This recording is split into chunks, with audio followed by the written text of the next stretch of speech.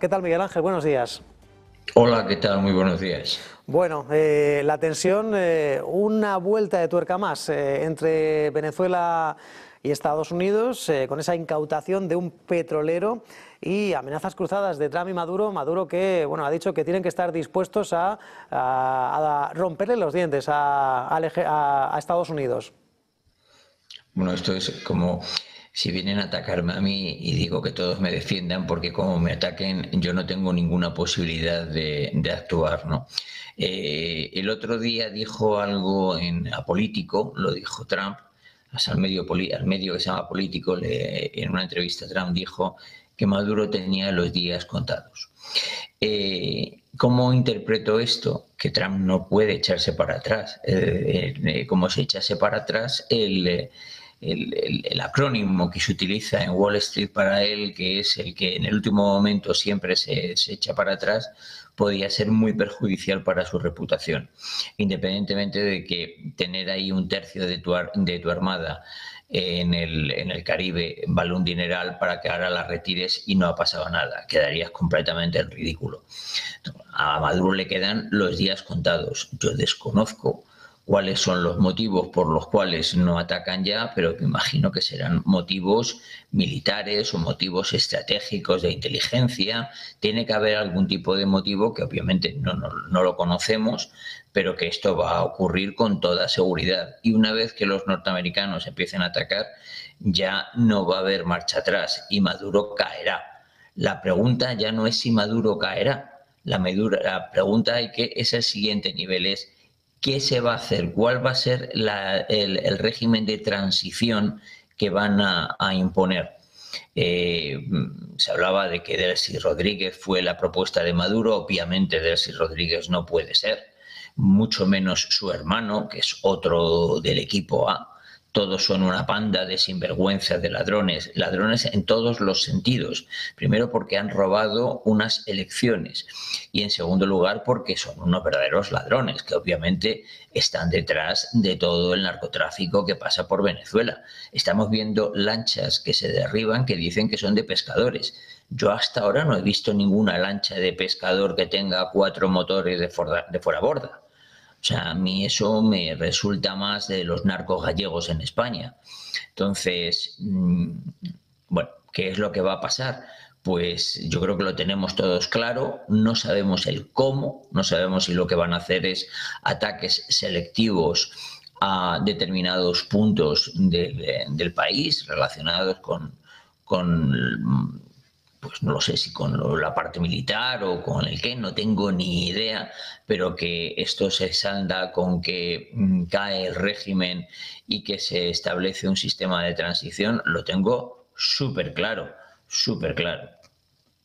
La cuestión es cuándo, pero parece que sí, que Donald Trump, más que alimentar la posibilidad de, bueno, pues que va a ser un hecho esa intervención terrestre, ya veremos cuándo y en qué punto. Mientras tanto, Miguel Ángel, pues Volodymyr Zelensky, que parece que está ya pensando en el día después de Ucrania, en esa reconstrucción, ha tenido contactos, dice, muy constructivos con el secretario del Tesoro, con Larry Fink de BlackRock y, en definitiva, con la administración Trump, con esas propuestas para celebrar elecciones, para modificar la ley marcial.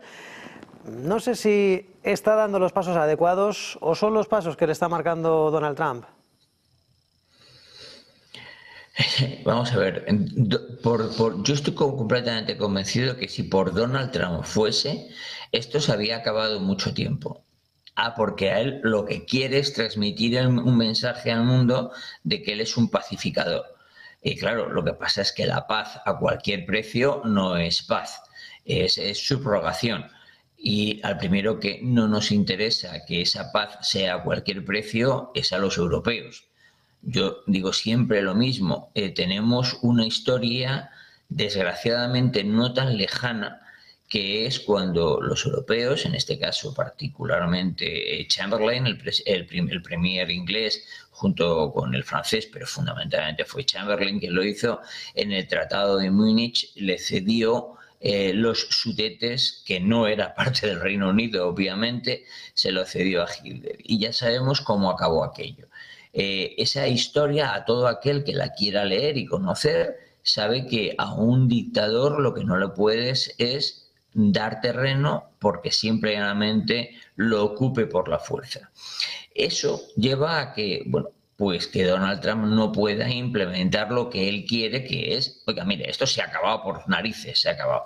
Porque en este problema, cada día que pasa, los europeos van perdiendo más el miedo a esa pérdida de afectividad que tenemos con los norteamericanos. Y que dicho sea de paso, yo la tengo muy, muy próxima. Es decir, yo creo que los europeos necesitamos profundamente a los norteamericanos y los norteamericanos quizás menos, pero nos necesitan a los europeos, porque formamos un bloque que no solamente es económico, sino también político, muy, muy importante, sobre todo en lo que se viene a partir de ahora, que no es Rusia, sino es China.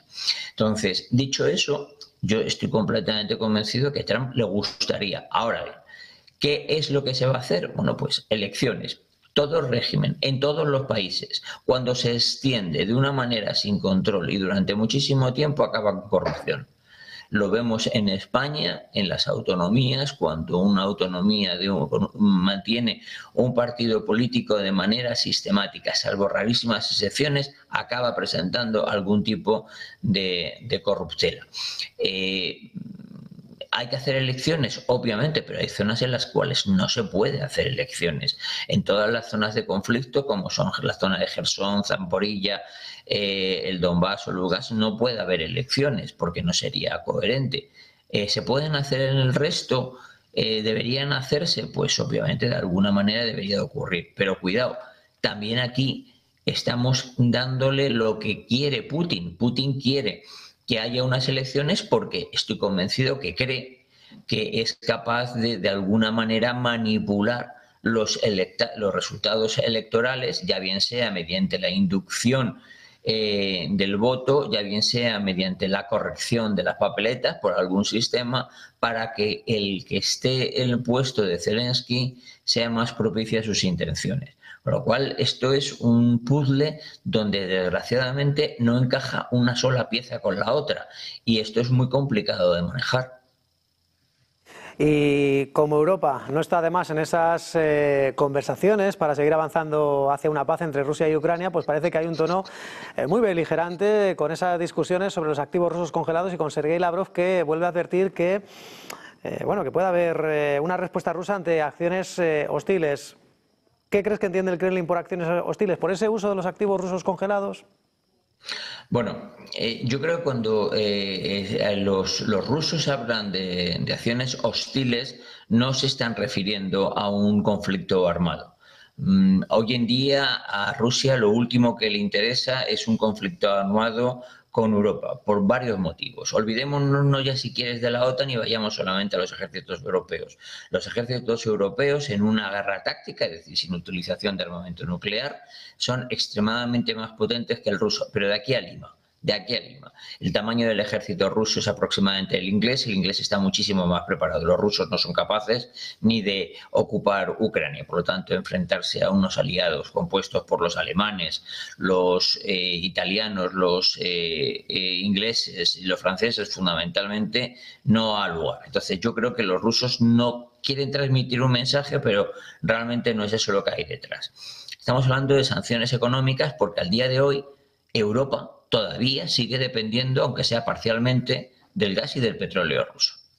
Esa es una parte. La siguiente es el tema de los activos. De los activos, que están alrededor de unos 300.000 millones de dólares, unos 210 están depositados en Europa. Y Euroclear maneja aproximadamente unos 170. Hay unas diferencias en precio, en cantidades, pero van más o menos alrededor del 20%. Euroclear, ese dinero lo ha sabido mover, no lo ha tenido parado en una cuenta corriente, sino que lo ha movido de una manera muy, muy eficiente. Ese dinero al día de hoy lleva acumulado aproximadamente entre 15.000 y 17.000 millones de beneficios, de los cuales ya al día de hoy se han utilizado entre 4 y 4.500 millones. Es decir, cuando se está hablando de la utilización de los recursos rusos, no se está hablando de la utilización de la base, es decir, del principal. Se está hablando de utilizar lo que restan de esos 15 o 17 mil millones, que podemos hablar que es entre 10 y 13 mil millones, se está hablando de esa cantidad. Muchísimo dinero, ¿eh? Y eso ya se ha empezado a utilizar. Es decir, esto no es nuevo. Lo que pasa es que hasta ahora no se ha dicho ni esta boca es mía y ahora se ha sacado a la luz. Y entonces los rusos internamente necesitan un discurso de que no les van a robar el dinero. Pero ese dinero que todavía no se ha tocado, lo que es la base principal del dinero, lo que genera, y particularmente lo que está generando Euroclear, para que aquel que no se dedica al mundo de los fondos y ese tipo de cosas, es una compañía europea fundamentalmente de compensación y posicionamiento de los activos.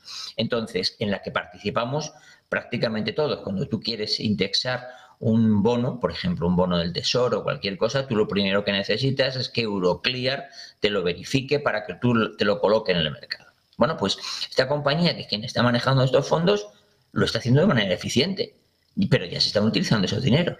Entonces, por eso digo que esto de que va a haber consecuencias, va a haber un conflicto, lo interpreto o lo quiero interpretar más por una faceta no bélica, porque la bélica no tendría ningún sentido. Pero cuidado, ya se está usando, ¿eh? Podría ser un casus belli. Mientras tanto, bueno, pues en el horizonte todavía queda bastante para, bueno, pues el 28 y 29 de diciembre. Esa es la fecha en la que está previsto el desplazamiento de Benjamin Netanyahu. Se saben pocos detalles, que va a celebrar un encuentro con Donald Trump. Va a ser en Mar-a-Lago, en su residencia de fines de semana. Y que se va a retrasar esa Junta de Paz para Gaza a 2026. Donald Trump tampoco da demasiados detalles, Miguel Ángel, más allá de decir que, bueno, que quieren participar pues todos los jefes de Estado, todos los reyes de los principales países del mundo. Todavía falta por cumplimentarse, ¿no?, ese plan, esa primera fase con ese todavía cuerpo de un rehén fallecido israelí. No sé qué crees que puede salir de esa reunión. De momento, Gideon Sa'ar y Marco Rubio trabajan en la sombra. Bueno, hablemos, para mí hay una cosa muy importante y permíteme que la ponga como antesala, como preámbulo de lo que te voy a decir. Esta administración Trump, a diferencia de la administración Trump primera, no tiene nada que ver. Primero, aquí no sale la gente disparada como de los cazas cuando se están cayendo, como ocurrió en la primera administración, donde cuando ibas a ver quién ocupaba cada una de las carteras, las secretarías, tenías que actualizarte porque no sabías qué había pasado la noche anterior. Eso no está ocurriendo en la segunda. Es una cosa muy importante. Segundo, aquí hay una figura que no había en la administración anterior, que tiene un peso específico brutal, que es Marco Rubio. Y Marco Rubio no es un recién llegado a la política. Y pongo como un recién llegado a la política, que curiosamente se está adaptando bastante bien, como el secretario del Tesoro, Scott Bessent. En la anterior administración todos eran recién llegados a la política. En esta tienen una figura que controla y que tiene muchísimo peso, que es Marco Rubio, que es quien está detrás de la gran mayoría de las cosas importantes que se están haciendo fuera de lo que es el país. Muy bien. El que esté Marco Rubio en esta jugada tiene un carácter fundamental a la hora de la interpretación que pueda pasar. Netanyahu tiene una posición de extremada debilidad. Sin más, veamos lo que ha propuesto, algo que es irracional. Lo único que falta en hacer una barbaridad de este tipo es el presidente de nuestro gobierno que ya le pida directamente al conde Pumpido que haga algo para que él le absorba de cualquier cosa de las que tiene y que van a seguir saliendo a la fruta. Pero es que Netanyahu le ha pedido al presidente del país que le absuelva de algo que todavía no ha sido juzgado, que le amnistíe realmente de lo que todavía no ha sido juzgado, pero que tiene muy mala pinta, con lo cual ha puesto en la posición al presidente de Israel en una tesitura muy complicada. Ante ese ambiente de complejidad tan grande, el primero que quiere que se llegue a algún acuerdo donde tiene que figurar Netanyahu por narices, porque hoy en día es el premier israelí, es Marco Rubio. Entonces, Marco Rubio necesita, porque se da cuenta de que y conseguir la estabilidad, que es diferente a la paz, en la zona es crítica. necesita que los saudíes y los jordanos de manera fundamental, y luego los emiratíes y los catarís de manera secundaria, alíen justo con Egipto fundamentalmente, pero Egipto tiene menos peso, es más un peso posicional que económico, que se alíen, que lleguen a algún tipo de acuerdo, en algún tipo de conferencia, acuerdo, lo que se quiera, me da exactamente igual, donde se venga a transmitir al mundo árabe que hay una estabilización de la zona. La desestabilización de la zona donde se produce la mayor cantidad de petróleo exportado del planeta es necesaria. Y ahora mismo hay una serie de actores que se han tranquilizado, obviamente a bofetadas, fundamentalmente desde lo que los norteamericanos hicieron con Irán, que da exactamente igual si derrumbaron o no derrumbaron a trozos o por completo la central nuclear. Lo que le dijeron clarísimamente los norteamericanos a los iraníes es: hasta aquí, como lo vuelvas a repetir, volveremos. Eso ha tranquilizado todo, ha tranquilizado a los yemeníes, ha tranquilizado a la yihad islámica. También es cierto que los israelíes con los ataques a Hezbollah les han descabezado de manera completa. Entonces, ahora lo que se necesita es una situación de medio paz, estabilizarla. Fundamentalmente porque alguien tiene que poner el dinero para que los pobres gazatíes sobrevivan. Porque la situación no se arregla con ayuda humanitaria, la situación se arregla con una reconstrucción real de la zona, que está completamente destruida. Y en una zona pequeñísima viven más de 2,5 millones de personas que, si antes estaban medio hacinadas, ahora están hacinadas por completo. Y en esa jugada, el principal actor, hoy por hoy, y creo que en el futuro lo va a seguir siendo, es Marco Rubio. Marco Rubio, que estoy convencido que además pretende que todo esto sea un trampolín para presentarse a las próximas elecciones como candidato republicano. Porque J.D. Vance yo creo que aparece por ahí, pero no tiene ninguna posibilidad, y Marco Rubio es realmente el peso.